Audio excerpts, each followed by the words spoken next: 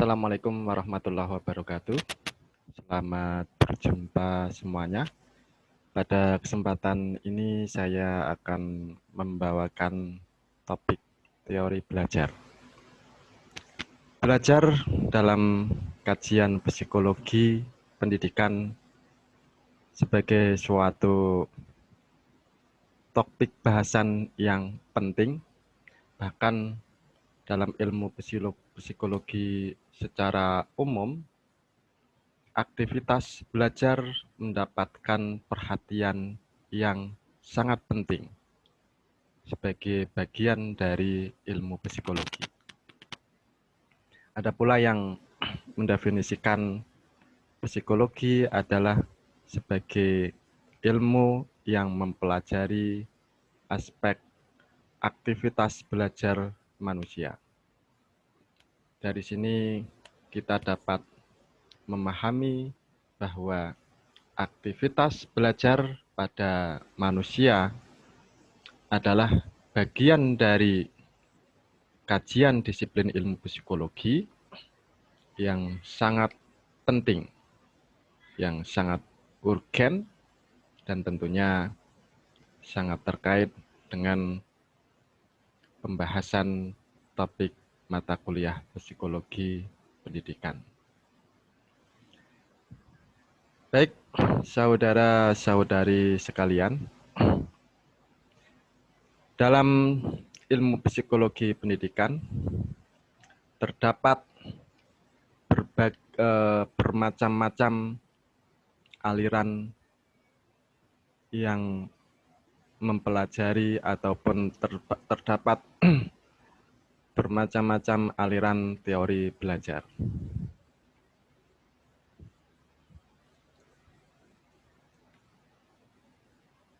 Sebelum kita mengkaji macam-macam aliran belajar, pertama kita perlu memahami apa itu belajar. Belajar atau learning adalah perubahan tingkah laku yang bersifat menetap sebagai akibat adanya pengalaman atau latihan. Morgan DKK. Definisi ini dapat kita pahami bahwa yang disebut dengan belajar adalah ketika seseorang telah berubah tingkah lakunya.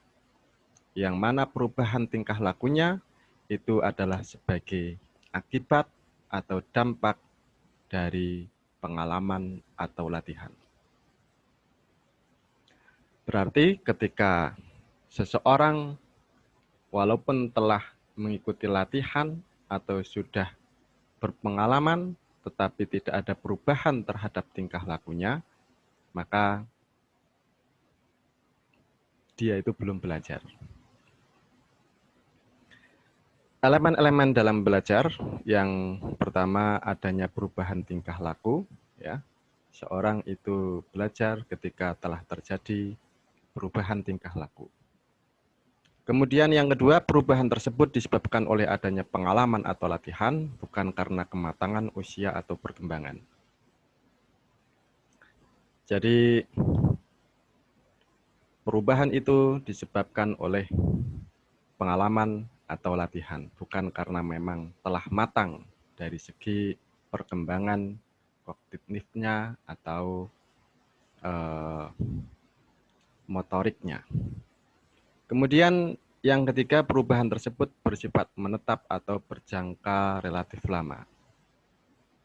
Perubahan tersebut akan tetap bertahan, menetap dalam jangka waktu yang lama, yang mana merupakan hasil dari pengalaman dan latihan. Ada dua aliran teori belajar. Yang pertama aliran behavioristik.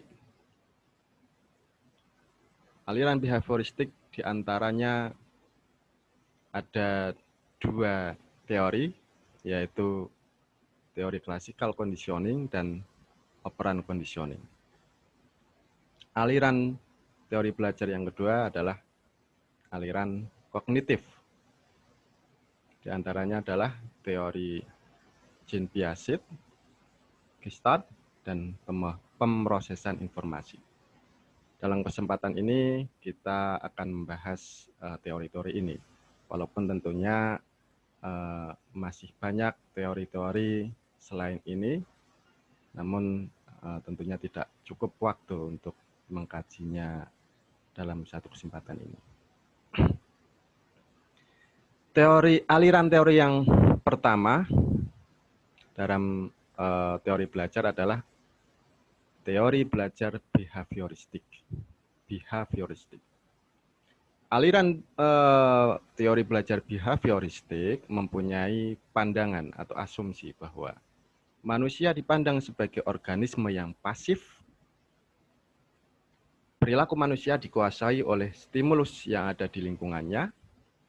Oleh karena itu, perilaku manusia dapat dikontrol atau dikendalikan melalui pemanipulasian lingkungan. Pandangan teori behavioristik ini dalam aktivitas belajar memandang bahwa manusia dapat belajar dari lingkungannya. Yang paling mempengaruhi dalam aktivitas belajar adalah lingkungan di luar dirinya, bukan dari dalam manusia itu sendiri.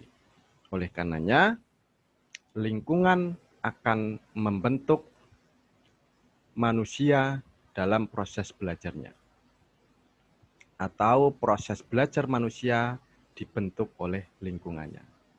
Seperti guru, kurikulum, ya, dan lingkungan sosialnya.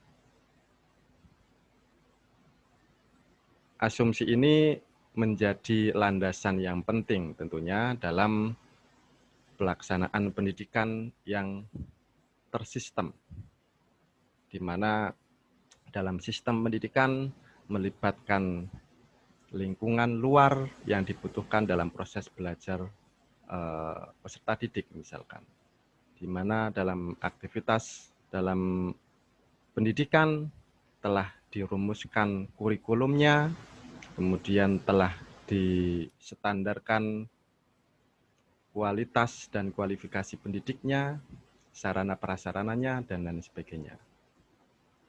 Maka berbagai macam komponen dalam pendidikan itu yang akan membentuk manusia atau peserta didik menjadi seperti apa.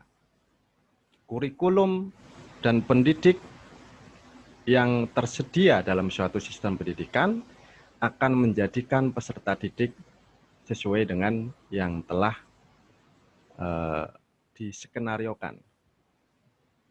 Dalam tahap pendidikan lanjut misalkan, seorang yang mengikuti pendidikan dokter untuk menjadi seorang dokter, maka dia dibentuk oleh kurikulum ya, dan proses pendidikan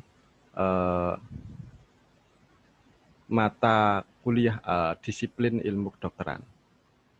Seseorang yang dididik dalam pendidikan militer, maka dia akan menjadi seorang prajurit. Dan lain sebagainya.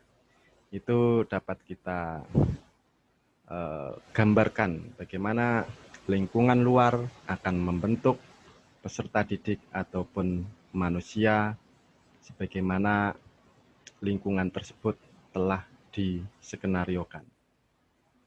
Ini adalah kontribusi pandangan aliran behavioristik dalam sistem pendidikan. Ciri-cirinya adalah mementingkan pengaruh lingkungan, ya, mementingkan bagian-bagian, mementingkan peranan reaksi, mementingkan mekanisme terbentuknya hasil belajar, kemudian mementingkan sebab-sebab pada waktu yang lalu, mementingkan pembentukan kebiasaan dalam pemecahan masalah. Ciri khasnya adalah trial and error.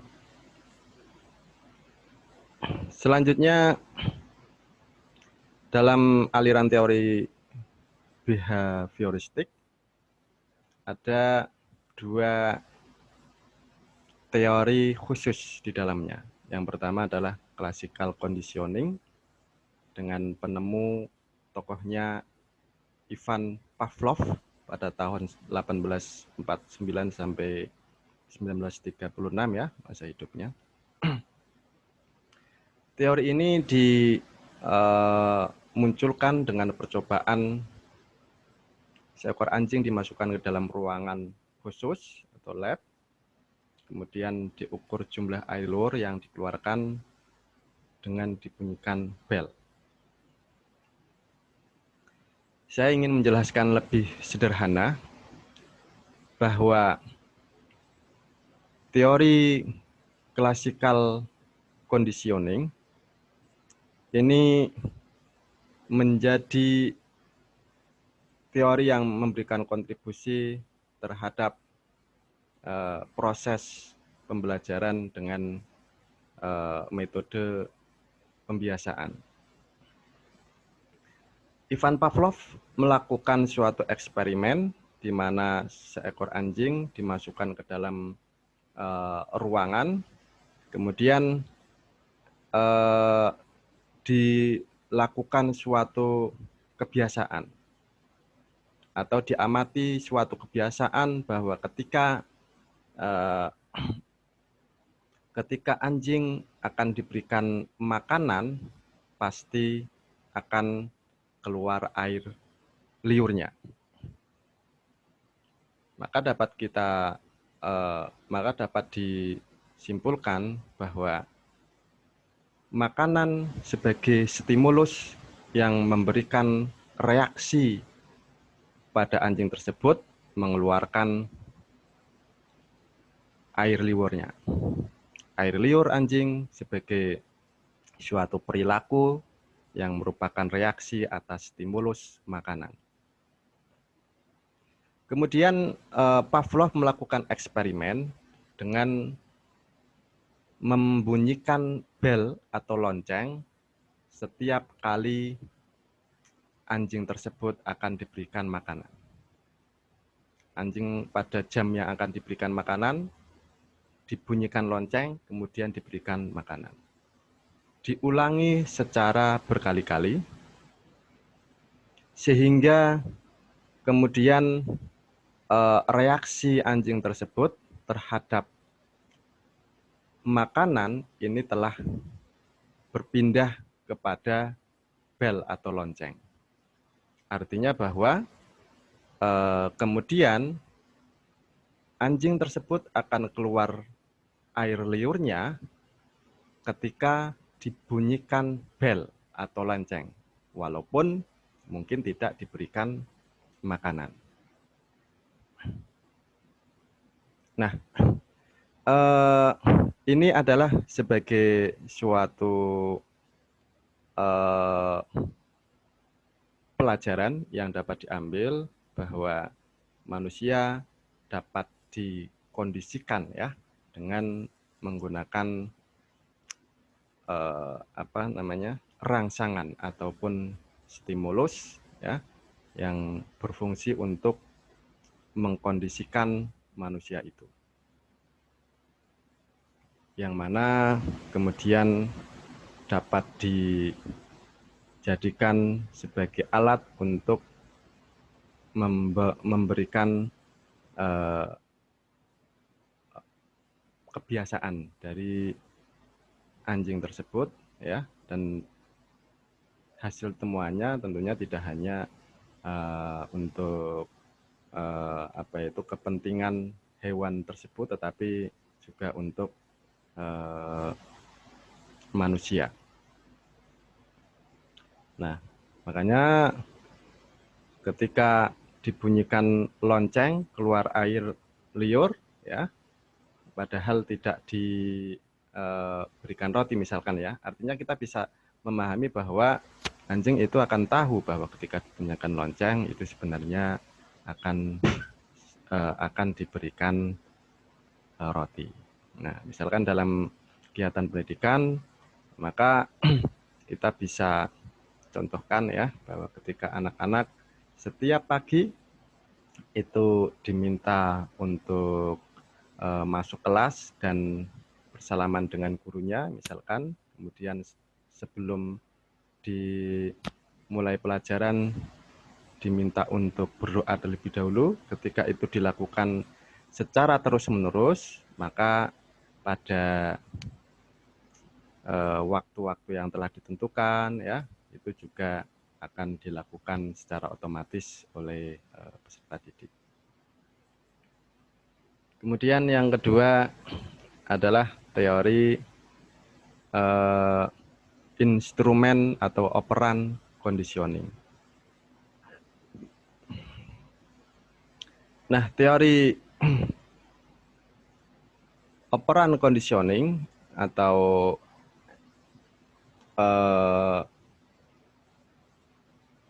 instrumen conditioning ini digagas oleh Skinner. Kenapa disebut instrumental conditioning?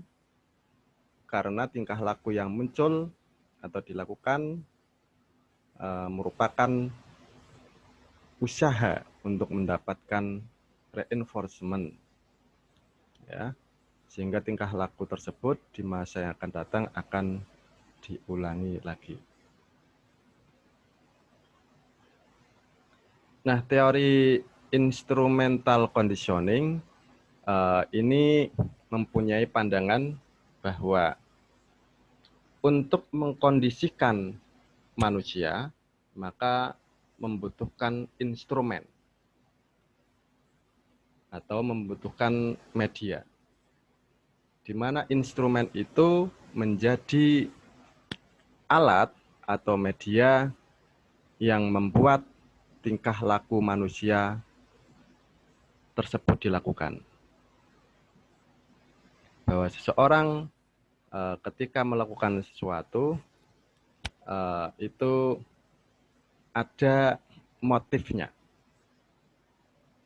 Oleh karenanya, instrumental conditioning dalam teori belajar mempunyai pandangan bahwa agar seseorang melakukan sesuatu sesuai yang diharapkannya, maka perlu adanya instrumen yang digunakan agar manusia atau peserta didik itu melakukan sesuatu itu. Instrumen itu adalah sesuatu yang membuat manusia senang atau suka untuk melakukannya, dan karena kesukaannya tersebut maka akan diulangi lagi. Nah, makanya dalam teori instrumental conditioning ini istilah reinforcement menjadi kata kuncinya. Reinforcement adalah segala sesuatu yang kehadirannya dapat menyebabkan tingkah laku diulangi kembali atau tidak diulangi lagi di masa mendatang.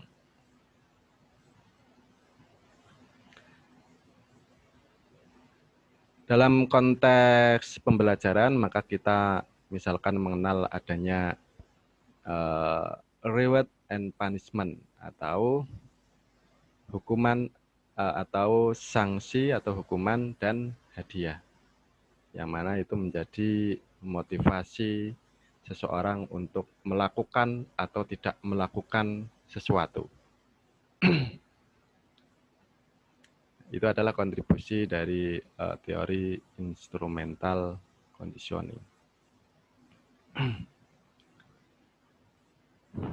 Reinforcement sebagai suatu istilah kunci dalam teori instrumental conditioning ada dua macam, yaitu positive reinforcement atau kita sederhanakan dengan istilah reward atau hadiah. Dalam konteks pembelajaran misalkan seseorang dapat kita arahkan untuk melakukan sesuatu dengan cara kita memberikan reinforcement positif atau sesuatu yang disukai, sehingga menjadi motif untuk melakukan yang kita inginkan. Misalkan adalah dengan pemberian hadiah. Sedangkan negatif reinforcement ya kebalikan dari positif reinforcement, yaitu sesuatu yang tidak disukai atau pemberian sanksi hukuman kepada siswa. Ketika kita menerapkan sanksi, maka membuat peserta didik ini akan menghadapi sesuatu yang tidak disukainya sehingga tidak dilakukan. Baik, selanjutnya aliran yang kedua adalah aliran teori kognitif ya. Mempunyai pandangan atau asumsi bahwa manusia sebagai organisme yang aktif yang menjadi sumber dari semua aktivitas. Tentunya ini berbeda dengan pandangan teori behaviorisme ya, yang memandang manusia sebagai organisme yang pasif ya. Tingkah laku manusia merupakan ekspresi dan akibat dari eksistensi internal manusia yang dapat diamati. Jadi teori belajar kognitif ini memandang bahwa manusia mempunyai kondisi atau faktor internal yang menjadi sumber dari semua aktivitas, yang menjadi sumber dalam aktivitas belajar. Artinya bahwa teori belajar kognitif mempunyai pandangan bahwa keberhasilan atau kegagalan manusia dalam proses belajar yang paling mempengaruhi adalah faktor-faktor internal atau yang ada dalam dirinya sendiri, bukan faktor eksternal sebagaimana pandangan teori behavioristik. Ciri-cirinya, yang pertama mementingkan apa yang ada pada diri individu, mementingkan keseluruhan, mementingkan peranan fungsi kognitif, mementingkan keseimbangan dalam diri individu, mementingkan kondisi saat ini, mementingkan pembentukan struktur kognitif. Dalam memecahkan masalah, ciri khasnya adalah insight. Insight, ya.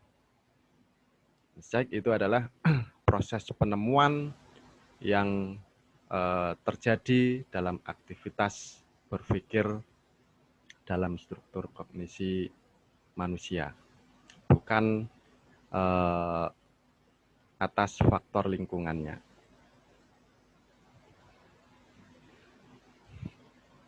Nah,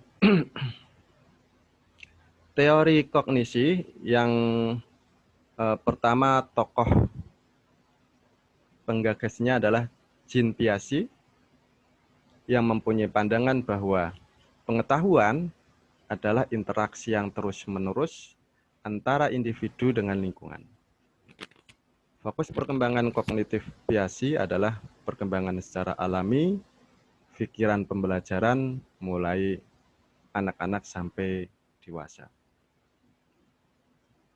Ada 4 faktor yang mempengaruhi perkembangan kognitif menurut Piaget, yang kesemuanya lebih dicondongkan kepada faktor internal ya. Yang pertama lingkungan fisik, kemudian kematangan, pengaruh sosial, proses pengendalian diri. Ada 4 tahap perkembangan kognitif menurut Jean Piaget, yaitu periode sensori motorik dari umur 0 atau lahir sampai 2 tahun. Perkembangan ini adalah perkembangan di mana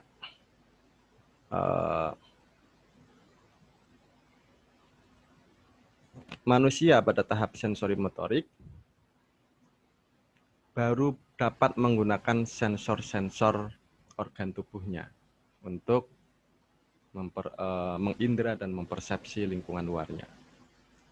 Bayi baru bisa mendengar, ya, namun belum bisa menerjemahkan, ya. Baru belajar untuk menggunakan indera-inderanya, ya.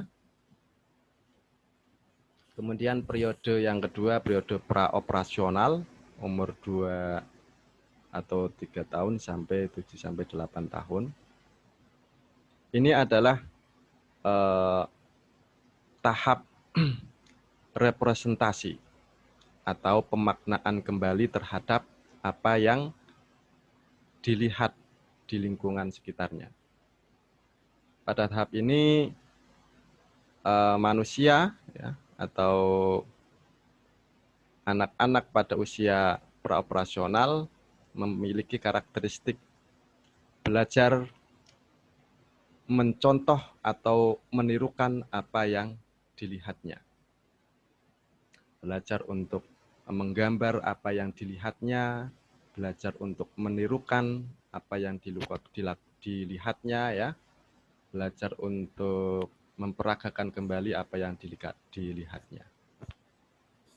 Kita lihat anak-anak pada masa ini suka menirukan apa yang dilihat di televisi, baik itu suaranya maupun gerak tubuhnya. Pada periode yang ketiga disebut periode operasional konkret, ya, atau operasi yang nyata, umur 7 sampai 8 tahun sampai 12 sampai 14 tahun. Pada masa ini dimulai dengan manusia dapat belajar dari objek-objek konkret, atau manusia belajar sesuai dengan apa yang dilihatnya, kemudian direspon dan dimanifestikan dalam sikap atau perilakunya. Bahwa pada tahap perkembangan ini diawali dengan manusia itu dapat memahami sesuatu ketika menggunakan wujud konkret. Pada usia SD, seorang anak itu bisa mulai mempelajari angka dengan wujud konkret, misalkan dengan menggunakan benda nyata. Yang namanya 1 adalah buah apel 1. Yang namanya 2 adalah buah apel 2. Demikian pula kalau dalam konteks pendidikan agama Islam, pada masa ini anak dapat belajar ketika ada contoh konkretnya atau ada objek konkretnya. Dapat belajar bagaimana caranya sholat, gerakan-gerakan sholat, ketika ada contoh bagaimana gerakan-gerakan ruku, sujud, dan lain sebagainya. Periode yang keempat atau terakhir adalah periode operasional formal. Pada tahap ini, manusia sudah mampu untuk berpikir abstrak. Artinya tidak harus menggunakan wujud-wujud nyata atau konkret. Manusia sudah mampu untuk memahami apa istilah-istilah yang ada. Seorang anak sudah mampu untuk memahami apa itu gerakan sujud, gerakan ruku, dan lain sebagainya.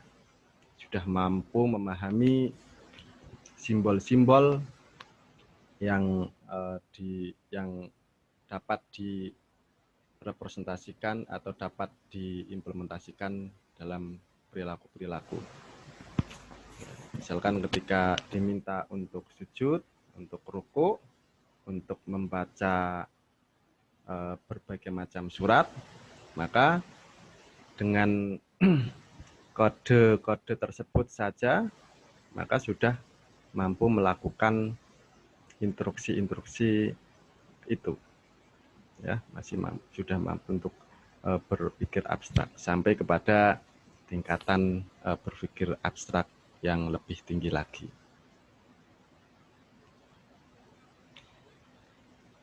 Kemudian teori kognitif, tokoh selanjutnya adalah teori Gestalt. Teori Gestalt mempunyai pandangan bahwa sumber utama dalam belajar adalah dimengertinya hal-hal yang dipelajari atau mendapatkan pemahaman. Dalam teori Gestalt, kata kuncinya adalah insight. Insight itu adalah perolehan pemahaman dalam struktur kognitif manusia yang didapatkan dari proses belajar, berpikir. Insight dipengaruhi oleh kemampuan dasar yang dimiliki, pengalaman yang relevan, dan situasi yang dihadapi.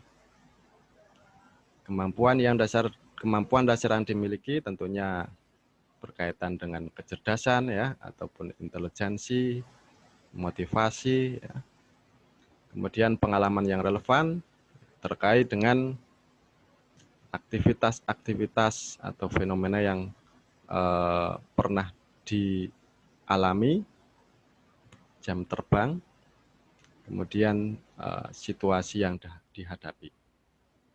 Situasi yang dapat dihadapi menimbulkan respon. Respon yang dilakukan oleh manusia dipengaruhi oleh kemampuan dasar yang dimiliki dan pengalaman yang relevan. Atas dasar kemampuan dan pengalaman, maka terjadi proses berpikir dan kemudian akan diperoleh insight ya, atau pemahaman terhadap situasi tersebut. Proses insight dapat terjadi melalui periode mencari dan mencoba-coba atau trial and error gitu ya. Di sini dicontohkan atau dilakukan eksperimen dengan cara simpanse dimasukkan ke dalam kandang yang di dalamnya terdapat 3 balok kayu dan di atas kandang diberikan pisang. Simpanse mencoba meraih pisang dan tidak terjangkau.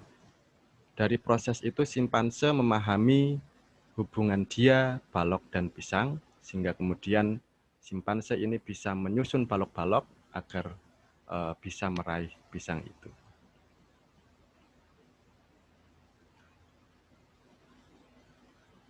Baik, saudara-saudari sekalian, barangkali itu pada pertemuan ini yang saya sampaikan beberapa teori belajar dalam psikologi pendidikan. Sampai jumpa. Assalamualaikum.